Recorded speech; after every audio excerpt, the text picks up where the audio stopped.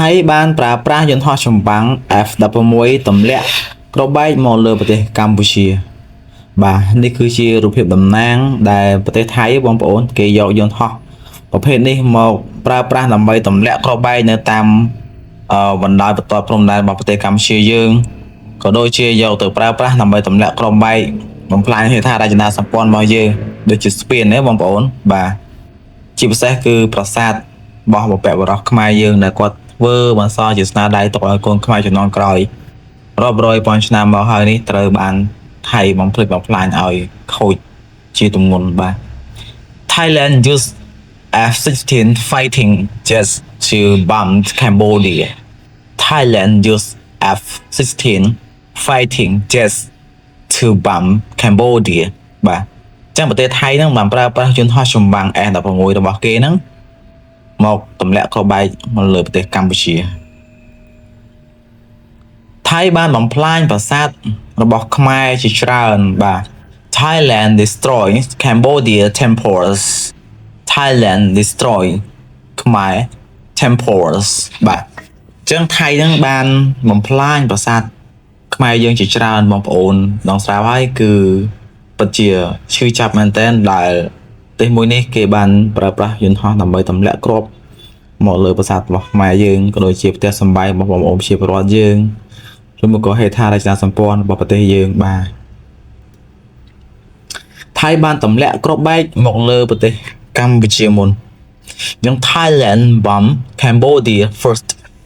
Thailand bomb Cambodia first បាទថៃបានទម្លាក់គ្រាប់បែកមកលើកម្ពុជាមុនបាទសាលារៀន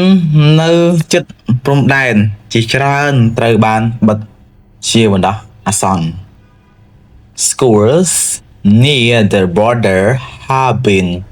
temporarily closed. Schools near the border have been temporarily closed បាទអញ្ចឹងសាលារៀនជាច្រើននៅតាមព្រំដែនហ្នឹងត្រូវបានបិទទ្វារជាបណ្ដោះអាសន្នដោយនៅពេលផ្ទុះសង្គ្រាមថ្មីប្រហែលថ្ងៃមុនណាបងប្អូនគឺសិស្សានុសិស្សជាច្រើនត្រូវបានចម្លៀសរត់ចេញ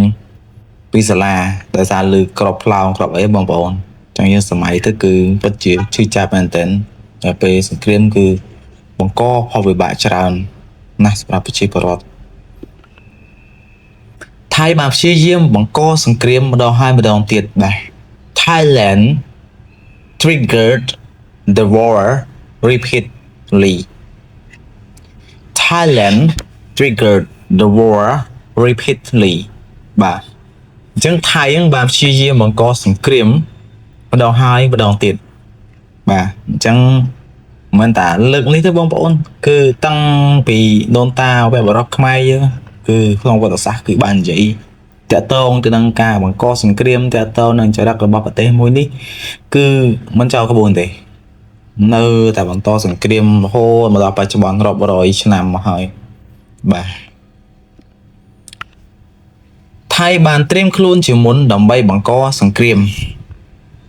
Thailand prepared for the war first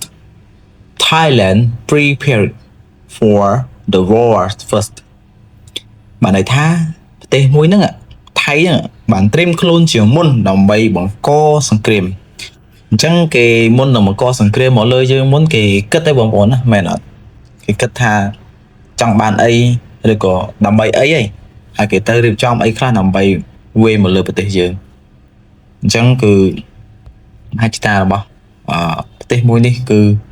មិនល្អជាមួយនឹងខ្មែរយើងទេសត្រូវស៊ូពូជបាទតជំនាន់រដ្ឋាភិបាលបានអំពាវនាវឲ្យភាគីទាំងពីរគោរពច្បាប់អន្តរជាតិ The government urged both sides to follow international law. The government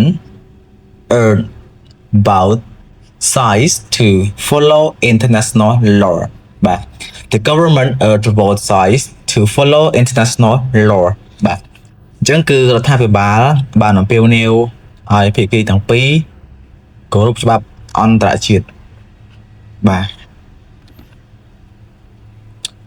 Many people hope the conflict will end soon. Many people hope the conflict will end soon. មនុស្សជាច្រើនសង្ឃឹមថាចំនួននឹងបញ្ចប់ឆាប់បាទអញ្ចឹងបងប្អូនដឹងស្រាប់ហើយមិនថាខ្ញុំឬក៏បងប្អូនទេមានអ្នកណាគេចង់បង្កចំនួនដែលធ្វើឲ្យប៉ះពាល់ទៅដល់សេដ្ឋកិច្ចប៉ះពាល់ទៅដល់ហេដ្ឋារចនាសម្ព័ន្ធជាពលរដ្ឋគឺអត់មានអ្នកណាចង់ទេបាទអញ្ចឹងគឺមិនថាខ្ញុំមិនថាបងប្អូនខ្ញុំគិតថាគឺចង់ឲ្យសង្គ្រាមឆាប់ចប់នេះដើម្បីឲ្យបងប្អូនជាពលរដ្ឋយើងបានត្រឡប់ទៅភូមិស្រុករបស់គាត់វិញបងប្អូនសិស្សគាត់អាចត្រឡប់ទៅបន្តការសិក្សារបស់គាត់វិញបាទសង្គ្រាមបានបំផ្លាញធនធានធម្មជាតិ War destroys the environment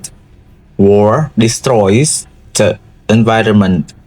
ជាចុងបញ្ចប់នេះខ្ញុំសូមអរគុណបងប្អូនចូលតាមដានទស្សនាវីដេអូរបស់ខ្ញុំតាំងពីដើមរហូតដល់ចប់បើសិនជាមានពាក្យពេចន៍កំហុសឆ្គងត្រង់ណាសូមការអធិស្ឋានជួបគ្នានៅវីដេអូក្រោយទៀត